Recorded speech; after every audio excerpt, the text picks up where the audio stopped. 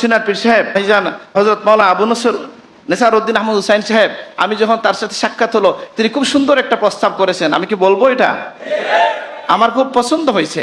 যে এইরকম চিন্তার আমি আশা রাখি যে ওনার নেতৃত্বে, ওনাকে সাথে পেলে, এবং আমাদের যারা পীর সাহেব সকলের নাম নিচ্ছি না, আমরা এই দেশে আউলিয়া কেরামের যে পতাকা, যে মিশন, যে পথ চলা, সেটা অনেক বেগবান হবে ইনশাআল্লাহ।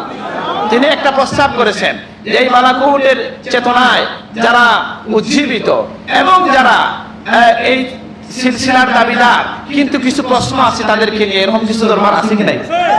মানে এরা সিলসিলায় আমাদের তরিকা এক সিলসিলা, কিন্তু কিছু আমলি বিষয়ে কিছু কথাবার্তা আছে কি নাই?